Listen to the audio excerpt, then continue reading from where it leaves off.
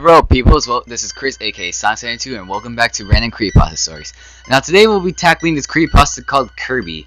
And yes, it's just called Kirby. It's not called Kirby's Nightmare Dreamland, or Kirby Kill Kirby, or Kirby Kill all puffball things. It's just called Kirby, and just plain Kirby. So, let's not waste any more time and dive right into the creepypasta. Now, before we go into it, I'm just saying right now, it's also a short creepypasta, and I'm going to be reading it word from word right now. So, let's begin. I love video games. My favorite franchise being Sonic the Hedgehog, though I showed love for franchises such as Pokemon and Mario. But there was one franchise I left, and this guy, it will be my best friend if we ever meet. One day I attempted to get the homebrew channel on my Nintendo Wii, nerd. So I emptied my virtual console games from my SD card and moved them to my computer. I found the homebrew channel boring and I decided to delete it off my SD card and try to put all my old games back on the Wii. There wasn't enough space and I was annoyed by that, so after a few months I got a new SD card. When I put in the new card, I got all my games back and put in my Wii. I wondered what game to play, and I saw Kirby Superstar was among the games on my Wii. I chose to play Kirby because I hadn't played it much as the other games, and thinking about all the memories I had playing it as a child, I started the game. I saw the intro and everything was normal. I selected Dynablade as my game character and selected continue. When I did, it skipped the copy explanation, so I decided to go to the power-up gallery. My favorite ability was Fighter, so naturally I chose it. However, as soon as I got it, I knew something was wrong. Instead of seeing Kirby slamming his fist down the ability card, I saw Kirby with a bandana on his head, frightened, with a shadow covering him. I thought it was weird because Kirby was never frightened in his ability cards. I tried to send out Knuckle Joe, but every time I sent him out, he would always die. I didn't think anything of it, so I just left Fighter and went to the first level. Everything was normal except whenever I walked past plants, there were tiny cuts on them. I played through the level expecting to see enemies, but there was none. I even expected to see Chef Kawasaki, but he wasn't there either. I then went to the final boss Dynablade, and there was nothing in the level. There was no credits, and I was brought back to the game selection. I thought it was really weird, but I skipped the cave offensive since it's my least favorite of the games. I chose Megaton Punch, and the game was completely normal. There were enemies to go against, and it seemed like it was untouched and functioned correctly beside the other game. I thought that the game was back to normal, but I was wrong. I skipped most of the games because they didn't interest me all that much.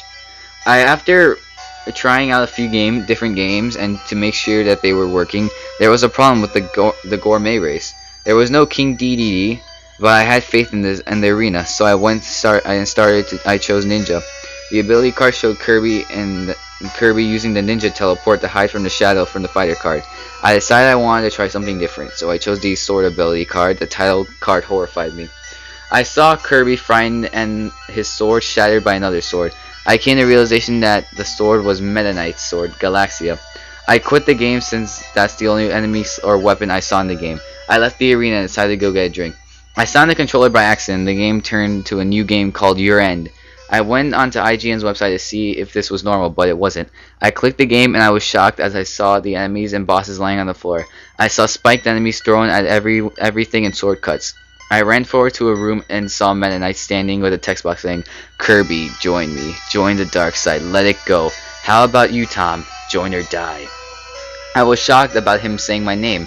I knew it wasn't normal, so I made Kirby run away, but Meta Knight threw his sword. I made Kirby inhale it. Instead of inhaling the sword, it went straight through Kirby. Meta Knight started laughing and demanded a demented laugh that hurt my ears and almost busted the speakers on my TV.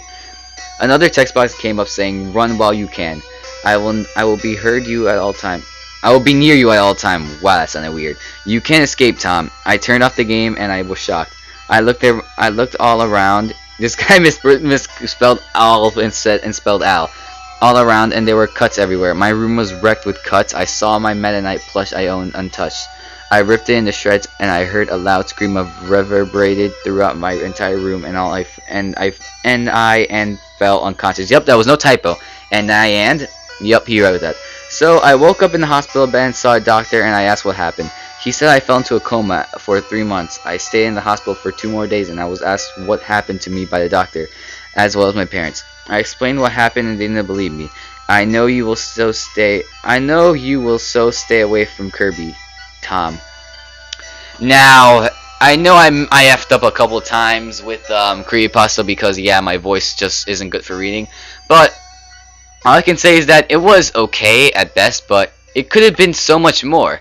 I mean, he could have explained how every game like played out, like not just Dynablade and the Megaton Punch. He could have explained also like the Great Maze or whatever it's called. He could have explained the arena. I think he did, but I really forgot.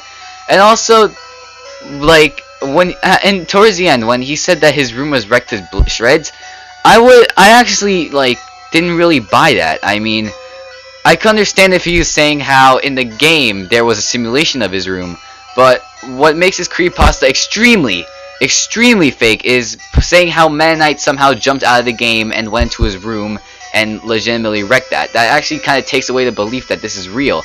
I mean, with other creepypastas such as Slenderman or Jeff, you at least get a sense that they could possibly be real when they're not. With this, you automatically know that it's not going to be real. But either way, guys, if you like what you see here, then like, comment, subscribe, or do whatever you want, and I will see you guys next video. This has been Chris, aka Science 2, and peace out, peoples. Brr.